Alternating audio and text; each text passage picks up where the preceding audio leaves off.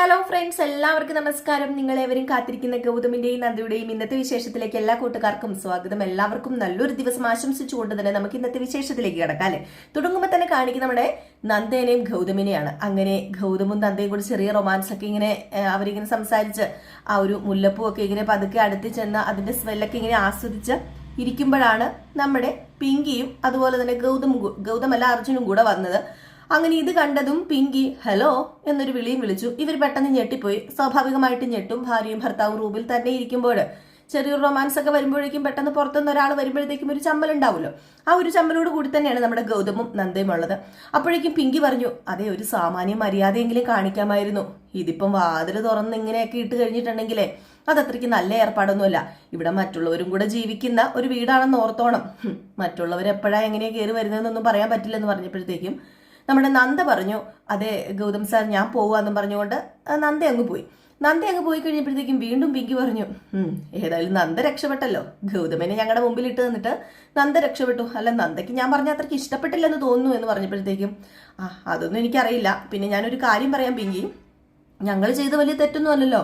എൻ്റെ ഭാര്യയുടെ എൻ്റെ മുറിയിൽ ഞങ്ങളിങ്ങനെ സംസാരിച്ചു. അല്ല, ഇനിയിപ്പോൾ ഒരു മുല്ലപ്പൂ ഒന്ന് അതിൻ്റെ ഒന്ന് സ്മെല്ല് നോക്കി എന്ന് പറഞ്ഞുകൊണ്ട് ഇവിടെ എന്താ സംഭവിക്കാൻ പോകുന്നത്? എന്തെങ്കിലും സംഭവിക്കാൻ പോകുന്നുണ്ടോ എന്ന് ചോദിച്ചു. ഏതായാലും പിങ്കിയുടെ ഈ സംസാരം നമ്മുടെ അർജുനും പിടിച്ചില്ല. അർജുനും നല്ല രീതിയിൽ പിങ്കീനെ ഇങ്ങനെ വഴക്ക് പറയുകയാണ്. നിനക്ക് നിന്റെ കാര്യം നോക്കിയാൽ പോരെ, നീ നിന്റെ കാര്യം നോക്ക്, എന്തിനാ മറ്റുള്ളവരുടെ കാര്യം നോക്കണത്? അതിന്റെ ആവശ്യമില്ലല്ലോ പിങ്കി എന്ന് പറഞ്ഞ് പിങ്കീനെ വഴക്ക് പറഞ്ഞപ്പോഴത്തേക്കും പിങ്കി അവിടെ നിന്ന് മാറിപ്പോയിട്ടോ. കാരണം പിങ്കിക്ക് അത് സഹിക്കാൻ കഴിഞ്ഞില്ല. കാരണം ഇവരുടെ മുമ്പിൽ വെച്ച് തന്നെയാണല്ലോ അർജുൻ പിങ്കീനെ വഴക്ക് പറഞ്ഞത്. ഏതായാലും പിങ്കിക്ക് ദേഷ്യം വന്നു, അങ്ങ് പോയി. അപ്പോഴേക്കും നമ്മുടെ അർജുൻ പറഞ്ഞു, അതെ, അവൾ പറയുന്നൊന്നും കാര്യമാക്കണ്ട, അറിയാലോ അവളുടെ സ്വഭാവം. ഞാനിപ്പോൾ അവളുടെ സ്വഭാവം ഏകദേശം പഠിച്ചു വരുന്നുണ്ടേട്ടാ. ഏതായാലും നിങ്ങൾ ഇതുപോലെ നന്നായിട്ട് ജീവിക്കുന്ന കാണാനാ ഞാൻ ആഗ്രഹിക്കുന്നത്. നിങ്ങൾ നന്നായിട്ട് ജീവിക്കണം ഇതുപോലെ. ദേ, നന്ദയടത്തിയുടെ ആഗ്രഹങ്ങളും സ്വപ്നങ്ങളും ഒക്കെ സാധിച്ചു കൊടുക്കണം ഗൗതമേട്ടൻ, അതാ വേണ്ടത് എന്നൊക്കെ ഇങ്ങനെ നമ്മുടെ അർജുനും പറഞ്ഞു കൊടുക്കുകയാണ് കേട്ടോ ഗൗതമിനോട്. ഇതേ സമയം പിങ്കിക്ക് ദേഷ്യം വന്ന് പിങ്കി റൂമിൽ ചെന്ന് ഇങ്ങനെ പല്ലൊക്കെ ഇങ്ങനെ കടിച്ചമർത്തിക്കൊണ്ടിരിക്കുകയാണ് കേട്ടോ. വല്ലാത്ത ദേഷ്യം വന്നു പിങ്കിക്ക്. ഏതായാലും അർജുനും അങ്ങോട്ടേക്ക് വന്നു. അർജുൻ ആ സംസാരം തീരെ ഇഷ്ടപ്പെട്ടില്ല കേട്ടോ. അർജുനും റൂമിലേക്ക് കയറി വന്നിട്ട് നമ്മുടെ പിങ്കിയുടെ നേരെ ചാടി അങ്ങോട്ട് കടിച്ചു. നിനക്ക് എന്തിന്റെ കേടാ പിങ്കി എന്ന് ചോദിച്ചു. അല്ല അർജുൻ, എനിക്ക് മനസ്സിലായില്ല. മനസ്സിലാകാത്താണോ, മനസ്സിലാകാത്ത പോലെ നീ ഭാവിക്കുന്നതാണോ? കാര്യം എന്താണെന്ന് വെച്ചാൽ തെളിച്ച് പറ അർജുൻ, അല്ലാതെ ഞാനിപ്പോ എന്താ ചെയ്യുന്നത്? അതെ, ഞാനൊരു കാര്യം ചോദിക്കട്ടെ, നീ എന്തിനാ വേറുള്ളവരുടെ റൂമിൽ പോയി എത്തി നോക്കുന്നതും അതുപോലെയൊക്കെ സംസാരിക്കുന്നതും? മനുഷ്യർ ഇത്രയ്ക്ക് തരം താഴാനായിട്ട് പാടില്ല പിങ്കി. ഒരു മുറിയിൽ കയറി ചെന്ന് കാര്യം പറഞ്ഞിട്ട് ഇറങ്ങി പോരുന്നല്ലേ അതിന്റെ ഒരു അന്തസ്. അല്ലാതെ അവിടെ നിന്ന് കാര്യങ്ങൾ വിവരിക്കുന്നതാണോ? അവിടെ ഇവിടെയും നോക്കി അതെന്താണ്, ഇതെന്താണ്, മറിച്ചതെന്താണ്, മറ്റതെന്താണ്? അതെ, നാണം കെട്ട പരിപാടിയാ. അതെ അർജുൻ, ഇത്ര നാണം കെടാൻ വേണ്ടി എന്തിരിക്കുന്നു? അവർ തമ്മിൽ പിണക്കത്തിലാണെന്നല്ലേ ഭാമി എല്ലാവരെയും കാണിച്ചു നടക്കുന്നത്. പിന്നെ മുല്ലപ്പൂമാലയൊക്കെ മണത്തിട്ട് എന്തിനാ ഷോ കാണിക്കുന്നത്? അത് ചോദിച്ചതാണോ വലിയ തെറ്റായി പോയത്? അവര് ഷോ കാണിച്ചിട്ടുണ്ടെങ്കിൽ അത് അബ്സർവ് ചെയ്യണം. അത് അർജുനും സമ്മതിക്കണം. അത്രേ ഉള്ളൂ ഇവിടെ പ്രശ്നം. നീ എന്താണ് കരുതിയിരിക്കുന്നത്? ഗൗതമേട്ടനും നന്ദയും നിന്റെ കളിപ്പിള്ളകളാണെന്നാണോ കരുതിയിരിക്കുന്നത്? അങ്ങനെ കരുതിയെങ്കിലേ തെറ്റി. നീ മുള്ളും മുനയും വെച്ച് ചോദിക്കുന്ന ചോദ്യങ്ങളുടെ ഉത്തരം പറയാനും നീ വരയ്ക്കുന്ന വരയിലൂടെ നടക്കാനും അതുപോലെ നീ പറയുന്നത് കേൾക്കണോ അവരെ കിട്ടണമെന്നൊന്നുമില്ല. അർജുൻ, ഇത്രയ്ക്ക് ക്ഷോഭിക്കാനും ഷൗട്ട് ചെയ്യാനും അതിന് ഞാൻ എന്താ പറഞ്ഞത്? അതിലെന്താ ഇരിക്കുന്നത്? ഇതൊക്കെ ഞാൻ ഗൗതമിനോട് വളരെ ഫ്രണ്ട്ലി ആയിട്ടല്ലേ ചോദിച്ചത്. ഒരു സുഹൃത്തിനോട് കാണിക്കുന്ന ഒരു സ്വാതന്ത്ര്യമെങ്കിലും എനിക്ക് എടുക്കാൻ പാടില്ലേ? അതെ, ഗൗതമേട്ടനും നന്ദയും നിന്റെ സുഹൃത്തുക്കളല്ല, അത് നീ ആദ്യം വിചാരിച്ചോ. അവര് ഏട്ടനും ഏട്ടത്തിയാ, എന്റെ ഏട്ടനും ഏട്ടത്തി. നീ ചേട്ടന്റെ സ്ഥാനത്താ ഗൗതമേട്ടനെ കാണേണ്ടത്. അതുപോലെ തന്നെ നന്ദേനെ നീ ഏടത്തിയായിട്ടാ കാണേണ്ടത്. അല്ലാതെ നിന്റെ സുഹൃത്തോ അതുപോലെ വേറെ ആരുമല്ല. ആ ഒരു സംസ്കാരവും ബഹുമാനത്തോടും കൂടി വേണം നീ അവരോട് ഇടപെടാന്. ഓരോ വാക്ക് സംസാരിക്കുമ്പോഴും അത് ഓർത്തു വേണം സംസാരിക്കാന്. അല്ലാതെ വലിഞ്ഞു കയറി വായി തോന്ന വിളിച്ചു പറയുകയല്ല ചെയ്യേണ്ടത്. മേലിൽ ഇനി നീ ഒരു കാര്യത്തിലും ഇടപെടരുത്. അവരുടെ പ്രത്യേകിച്ച് ഇതെന്റെ ലാസ്റ്റ് വാണിംഗ് ആണെന്ന് നീ കൂട്ടിക്കോളാൻ പറഞ്ഞു. അപ്പൊ നമ്മുടെ പിങ്കി, അർജുൻ ഇതെന്താ പറയുന്നത്? അർജുൻ എന്തൊക്കെയോ ആലോചിച്ച് ഭ്രാന്തി പിടിച്ചു നിൽക്കുകയാണല്ലോ. ഇപ്പൊ ഏതായാലും സംസാരിക്കാൻ ഞാനില്ല. വെറുതെ എന്തിനാ ഞാൻ ഇനി നിങ്ങളോട് സംസാരിച്ച് ഇവിടെ വെറുതെ ഒരു പ്രശ്നം ഉണ്ടാക്കണത് എന്ന് ചോദിച്ച് അങ്ങ് പോകാൻ തുടങ്ങിയപ്പോഴത്തേക്കും നമ്മുടെ അർജുൻ പിങ്കീനെ കയറി അങ്ങോട്ട് പിടിച്ചു കേട്ടോ. മുറുക്കി അങ്ങോട്ട് പിടിച്ചു. അതായത് രണ്ട് തോളയിലുമായിട്ട് ഇങ്ങനെ കൈ അങ്ങോട്ട് വെച്ചങ്ങോട്ട് മുറുക്കി പിടിച്ചു. അപ്പം പിങ്കി പറയുന്നുണ്ട്, വിട അർജുൻ എന്താ ഈ കാണിക്കുന്നത്? എനിക്ക് വേദനിക്കുന്നുണ്ടെന്ന് പറഞ്ഞപ്പം അപ്പോഴൊന്നും വിടുന്നില്ല കേട്ടോ. നമ്മുടെ അർജുന് ഭയങ്കര ദേഷ്യം, എല്ലാ ദേഷ്യവും കൂടെ മനസ്സിൽ കിടക്കല്ലേ. അതുകൊണ്ട് വീണ്ടും കൈ പിടിച്ചിങ്ങനെ ഇറുക്കിയിട്ട് പറഞ്ഞു, ഇതേ നീ പറഞ്ഞത് സത്യം തന്നെയാ, എനിക്ക് ചില സമയത്ത് ഭ്രാന്ത് പിടിക്കുന്നുണ്ട്, എന്നെ പിടിപ്പിക്കുന്നതാ നീ. അത് പക്ഷെ മറ്റാരെയും കുറിച്ച് ഓർത്തിട്ടല്ല, നിന്നെ കുറിച്ച് ഓർത്തിട്ടാ എനിക്ക് ഭ്രാന്ത് പിടിക്കുന്നത്. അത് മനസ്സിലാക്കാനുള്ള സെൻസ് നിനക്ക് ഇല്ലാതെ പോയി. നിനക്ക് മറ്റുള്ളവരുടെ ജീവിതത്തിൽ എന്താ നടക്കുന്നതെന്ന് തെരഞ്ഞു നടക്കാൻ ഭയങ്കര ഉത്സാഹമാണല്ലോ. എന്റെ മനസ്സിലേക്ക് നോക്കാൻ നിനക്ക് പറ്റില്ലല്ലോ, അതിന്റെ കാര്യം നിനക്കില്ലല്ലോ. എന്റെ മനസ്സിൽ എന്താണെന്ന് നിനക്ക് ഊഹിക്കാൻ പോലും കഴിയുന്നില്ലല്ലോ പിങ്കി. ഞാനൊരു ഭർത്താവാണെന്നുള്ള കാര്യം നീ മറക്കുന്നു. നീ എന്റെ മനസ്സ് കാണാൻ ശ്രമിക്കുന്നില്ല എന്ന് പറഞ്ഞപ്പോ പിങ്കി പറഞ്ഞു, പ്ലീസ് അർജുൻ എന്നെ വിട്, എന്റെ കൈ വേദനിക്കുന്നു, ഒന്ന് വിട് പ്ലീസ് എന്നിങ്ങനെ പറഞ്ഞു.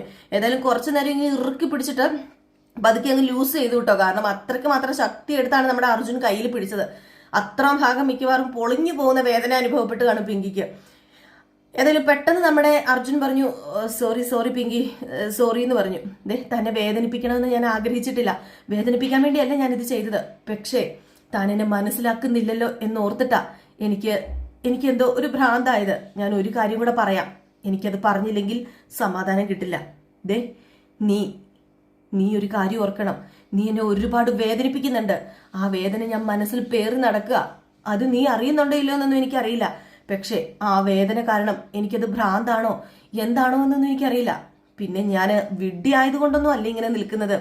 എല്ലാം സഹിച്ചും ക്ഷമിച്ചും ഈ വീട്ടിലുള്ളവർക്ക് വേണ്ടി, പിന്നെ എന്റെ സ്നേഹം എന്നെങ്കിലും വിലമതിക്കപ്പെട്ടേക്കും എന്നൊരു പ്രതീക്ഷ എനിക്കുണ്ട്. ആ ഒരു പ്രതീക്ഷ കൈവിടാതെയാണ് ഞാൻ ഇപ്പോൾ ഈ വീട്ടിൽ നിൽക്കുന്നത് എന്നിങ്ങനെ പറഞ്ഞു. സത്യമായിട്ടും നമുക്ക് സങ്കടം തോന്നിപ്പോകും അർജുന്റെ ആ ഒരു അവസ്ഥ കാണുമ്പോൾ കേട്ടോ. കാരണം എന്താ പറയുക, ഭാര്യ ഉണ്ടായിട്ടും ഭാര്യയുടെ സ്നേഹം അനുഭവിക്കാതെ അങ്ങനത്തെ ആ ഒരു സിറ്റുവേഷൻ എന്ന് വെച്ചിട്ടുണ്ട് വല്ലാത്തൊരു അനുഭവം തന്നെയാണ്. നമുക്ക് ആ ഒരു അർജുൻ പറയുന്ന ആ ഒരു ഇതിലൂടെ തന്നെ നമുക്ക് കാര്യങ്ങൾ വ്യക്തമാകുവേ. ഏതായാലും ഇത് കഴിഞ്ഞ് കാണിക്കുന്ന സീൻ എന്ന് പറഞ്ഞാല് നമ്മുടെ ഇന്ദീവരം തറവാട്ടിലെ അകത്ത് ഇങ്ങനെ ആലോചിച്ചുകൊണ്ടിരിക്കുകയാണ് അരുന്ധതി. തൊട്ടടുത്ത വെജിറ്റബിൾസ് ഒക്കെ കട്ട് ചെയ്തുകൊണ്ടിരിക്കുന്നുണ്ട് നമ്മുടെ പിങ്കി. ഏതായാലും എന്തൊക്കെയോ ആലോചിച്ചുകൊണ്ടാണ് അരുന്ധതി ഇരിക്കുന്നത്. അപ്പൊ അരുന്ധതിയോട് ചോദിച്ചു, അല്ല എന്ത് വെച്ച് വല്യമായി എന്തൊക്കെയോ ആലോചിച്ച് പറക്കാണല്ലോ ഇരിക്കുന്നതെന്ന് ചോദിച്ചപ്പം ഞാന് കുറച്ച് കാര്യങ്ങളൊക്കെ ആലോചിക്കായിരുന്നു. അല്ല എന്ത് കാര്യമാ, ഇനിയിപ്പം നമ്മുടെ ഗൗതമിനും നന്ദയ്ക്കും ശിക്ഷ കൊടുക്കുന്ന കാര്യമാണോ? അല്ല ഒരു ശിക്ഷയുടെ കാര്യമൊക്കെ പറഞ്ഞായിരുന്നല്ലോ, ആ കാര്യമാണോ എന്ന് ചോദിച്ചപ്പോഴത്തേക്കും ഒന്നും മിണ്ടുന്നില്ല നമ്മുടെ അരുന്ധതി. അപ്പോഴത്തേക്കും മോഹിനി വന്നു. മോഹിനി പറഞ്ഞു, അല്ലെങ്കിലും ഒരു ശിക്ഷ കൊടുത്തേ പറ്റൂ, ശിക്ഷ കൊടുക്കണം, ഇത് ഇങ്ങനെ വിട്ടാൽ ശരിയാവില്ലല്ലോ, തക്ക ശിക്ഷ തന്നെ കൊടുത്തിരിക്കണം. അന്ന് ഏടത്തി പറഞ്ഞതല്ലേ ശിക്ഷ കൊടുക്കുന്ന കാര്യം, എന്നിട്ട് ഇതുവരെ അതിനെക്കുറിച്ചൊന്നും സംസാരിച്ചില്ലല്ലോ എന്ന് പറഞ്ഞപ്പോൾ നന്ദയും പറഞ്ഞു, പിങ്കിയും പറഞ്ഞു, ശരി അമ്മായി, അവർക്കൊരു ശിക്ഷ കൊടുക്കണം, അല്ലെങ്കിൽ ഇത് വീണ്ടും അവൾ ആവർത്തിക്കും, അത് ആവർത്തിക്കാതിരിക്കാൻ വേണ്ടി ഒരു ശിക്ഷ കൊടുത്തേ പറ്റൂ എന്ന് പറഞ്ഞു. ഇത് ലക്ഷ്മി കേട്ടോണ്ട് നിൽക്കുന്നുണ്ട്. അപ്പൊ ലക്ഷ്മി ഇത് കേട്ട് കഴിഞ്ഞപ്പോഴത്തേക്ക് ലക്ഷ്മി, എന്റെ ഈശ്വര, ഇനി എന്റെ മോൾക്ക് എന്ത് ശിക്ഷയാണ് കൊടുക്കാൻ പോകുന്നത്, അവൾ അത്യാവശ്യം ഏതായാലും ഒക്കെ അനുഭവിച്ചുകൊണ്ടിരിക്കുക, അതിന്റെ കൂടി ഇനി എന്ത് ശിക്ഷയാ എന്നൊക്കെ ഇങ്ങനെ ആലോചിച്ചുകൊണ്ടിരിക്കുമ്പോൾ നമ്മുടെ അർജുന് വരികയാണ്. അപ്പൊ അർജുൻ വന്നു കഴിഞ്ഞപ്പോഴത്തേക്കും നമ്മുടെ പിങ്കിയോട് ചോദിച്ചു, എന്താ പിങ്കി ഒരു സംസാരം, അല്ല എന്തോ ശിക്ഷയുടെ കാര്യമൊക്കെ പറയുന്നത് കേട്ടല്ലോ എന്ന് പറഞ്ഞപ്പോഴത്തേക്കുമാണ് നമ്മുടെ അരുന്ധതി പറഞ്ഞത്, ഏതായാലും ഞാനൊരു കാര്യം തീരുമാനിച്ചു, ഏതായാലും അന്നത്തെ പ്രശ്നം അതെന്റെ മനസ്സിൽ നിന്ന് മാഞ്ഞു പോയിട്ടൊന്നുമില്ല, അതുകൊണ്ട് ഒരു ശിക്ഷ അത് കൊടുത്തേ പറ്റൂന്ന് പറഞ്ഞപ്പോ പിങ്കി പറഞ്ഞു, അല്ലെങ്കിലും വേണം, ശിക്ഷ കൊടുത്തില്ലെങ്കിലേ അവൾ ഇനിയിപ്പം മിക്കവാറും MBBS പഠിത്തമൊക്കെ കഴിഞ്ഞു, ഇനി എക്സാമേ ഉള്ളൂ, ഡോക്ടറൊക്കെ ആയി കഴിഞ്ഞിട്ടുണ്ടല്ലേ, ഇതേ അവള് നമ്മുടെ തലേ കയറിയിരുന്ന് നിരങ്ങും. അതിനു മുമ്പ് എന്തെങ്കിലും കാര്യത്തിനൊരു തീരുമാനം ഉണ്ടാക്കിയില്ലെങ്കിൽ അത് വല്യമ്മായിക്ക് തന്നെയാ നാണക്കേട്. കാരണം വല്യമ്മായി ഈ വീട് ഭരിക്കുന്നതെന്ന കാര്യം മറക്കരുത്. വല്യമ്മായി ഇതിനൊരു സ്റ്റാൻഡ് എടുത്തില്ലെങ്കിൽ, ഒരു നിലപാട് എടുത്തില്ലെങ്കിൽ വീണ്ടും അത് അതിന്റെ അപ്പുറമായിട്ട് വഷളാകും. അതുകൊണ്ട് അവർക്കൊരു വാണിംഗ് കൊടുക്കുന്നത് നല്ലതായിരിക്കും എന്ന് പറഞ്ഞപ്പോ ശരിയാ പിങ്കി മോള് പറഞ്ഞത് എന്നും ഇങ്ങനെ പറയുന്നു. അർജുൻ ഇത് കേട്ട് കഴിഞ്ഞപ്പോ, പിങ്കി നിനക്ക് ഇതിന്റെയൊക്കെ വല്ല കാര്യമുണ്ടോ എന്ന് ചോദിച്ചപ്പോഴത്തേക്ക്, അതിന് ഞാനല്ലല്ലോ ഒന്നും പറയുന്നത്, വല്യമായി അല്ലേ ശിക്ഷ കൊടുക്കുന്നത്, അതിപ്പോ എന്നോട് പറഞ്ഞിട്ട് എന്താ കാര്യം ഇങ്ങനെ അർജുനോട് പിങ്കി ചോദിച്ചു കഴിഞ്ഞപ്പോഴത്തേക്കും അരുന്ധതിയും പറഞ്ഞു, അർജുൻ നീ മിണ്ടാതിരിക്കുക, ഈ തീരുമാനം ഞാൻ എടുത്ത തീരുമാനം തന്നെയാ, ഇതിന് യാതൊരു മാറ്റവും ഇല്ല, ഈ ശിക്ഷ നടപ്പിലാക്കിയേ പറ്റൂ, ഞാൻ പറയുന്ന ശിക്ഷ രണ്ടുപേരും ഒരുമിച്ച് തന്നെ അനുഭവിക്കണം, ഒരുമിച്ച് ചെയ്യണം എന്ന് പറഞ്ഞപ്പം പിങ്കി പറഞ്ഞു, എങ്കിൽ പിന്നെ മുളകൊക്കെ അരയ്ക്കാനുള്ള കാര്യങ്ങളൊക്കെ അമ്മിക്കല്ലിൽ എടുത്ത് വെക്കുന്നത് നല്ലതായിരിക്കും, അതല്ലോ നമ്മൾ ഒരു പ്രാവശ്യം കൊടുത്ത ശിക്ഷ എന്നിങ്ങനെ പിങ്കി പറയുന്നുണ്ട്. ഏതായാലും പിങ്കിനെ അർജുൻ ഇങ്ങനെ തുറപ്പിച്ച് നോക്കുന്നുണ്ട് കേട്ടോ. പിങ്കിയുടെ ഈ ഒരു സ്വഭാവം കണ്ടിട്ട് അർജുൻ ഒട്ടും സഹിക്കാൻ കഴിയുന്ന അത്രമാത്രം ദേഷ്യം വന്നിരിക്കുകയാണ് നമ്മുടെ അർജുന്. ഈ കാര്യം നമ്മുടെ ലക്ഷ്മി ചെന്ന് ഗൗതമിനോടും നന്ദയോടും പറഞ്ഞു, അവരെല്ലാവരും കൂടെ ചെന്ന് നിങ്ങൾക്ക് വലിയൊരു പാര പണിതേക്കുക, നന്ദമോള് തിരിച്ചിങ്ങോട്ട് വന്നപ്പോൾ ഒരു ശിക്ഷ ഉണ്ടെന്ന് ഏടത്തി പറഞ്ഞില്ലായിരുന്നോ, ആ ശിക്ഷ ഇപ്പം നടപ്പിലാക്കണം എന്നാ ഏടത്തി അവിടെ കിടന്ന് പറയുന്നത് എന്നിങ്ങനെ പറഞ്ഞു.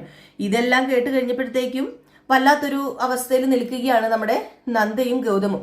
നന്ദ പറഞ്ഞു, അതിപ്പോ എന്ത് ശിക്ഷയെ ഞങ്ങൾക്ക് തരാൻ തീരുമാനിച്ചേക്കെന്ന് പറഞ്ഞപ്പം ഗൗതം പറഞ്ഞു, അതൊന്നും പറ്റില്ല അമ്മേ, എന്ത് ശിക്ഷ, എന്ത് ശിക്ഷയാന്ന് പറഞ്ഞോ?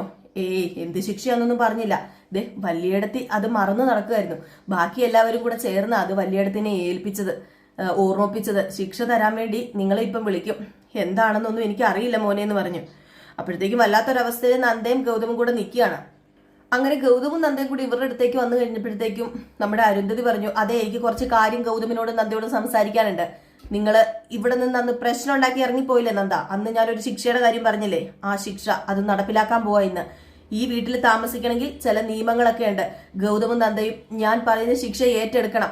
അതാ ഇപ്പൊ ഞാനിവിടെ പറയാൻ പോകുന്നു പറഞ്ഞു. പിങ്കിക്ക് അങ്ങ് സന്തോഷമായില്ല. പിങ്കി അവിടെ നിന്ന് അങ്ങോട്ട് സന്തോഷിക്കുകയാണ്, തുള്ളി ചാടുകയാണെന്ന് വേണമെങ്കിൽ പറയാം. അത്രമാത്രം സന്തോഷമായി പോയി നമ്മുടെ പിങ്കിക്ക്. നമ്മുടെ ഗൗതം ചോദിച്ചു, എന്ത് ശിക്ഷയാണെന്ന് വല്യമായി പറ, അതിനുശേഷം തീരുമാനിക്കാം ഞാനും നന്ദി ഇവിടെ നിൽക്കണോ അതോ പോണോന്ന് ആദ്യം പറയാൻ പറഞ്ഞു. എങ്കിൽ ഞാൻ പറയാന്ന് പറഞ്ഞു. ഏതായാലും ഇത് കേട്ട് കഴിഞ്ഞപ്പോഴത്തേക്കും നമ്മുടെ പിങ്കിക്കൊരു നെഞ്ചിടുപ്പ്. ഇനിയിപ്പോ ശിക്ഷ കാണാൻ പറഞ്ഞു കഴിഞ്ഞിട്ട് നമ്മുടെ നന്ദേനെ വിളിച്ചോണ്ട് ഗൗതം പോയി കഴിഞ്ഞാൽ അതും വലിയൊരു പണിയായി പോകില്ലേ നമ്മുടെ പിങ്കിക്ക്. അതുകൊണ്ട് പിങ്കി ഒന്ന് പേടിച്ച് വിറച്ച് വെളുത്ത് നിൽക്കുന്ന ഒരു അവസ്ഥയാണ് കേട്ടോ.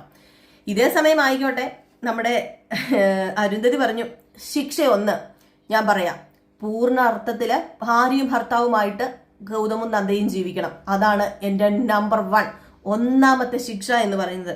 ഇത് കേട്ടപ്പോ പിങ്കി ഒന്ന് ഞെട്ടി തരിച്ചു നിൽക്കുകയാണ്. ഈ ശിക്ഷ അല്ലല്ലോ നമ്മുടെ പിങ്കി പ്രതീക്ഷിച്ചത്. ഏതായാലും ഇത് കേട്ട് കഴിഞ്ഞപ്പോഴത്തേക്കും ഗൗതമിനും നന്ദയ്ക്കും സന്തോഷമായിട്ടോ. അത് കഴിഞ്ഞ് ശിക്ഷ 2 എന്ന് പറഞ്ഞു അരുന്ധതി.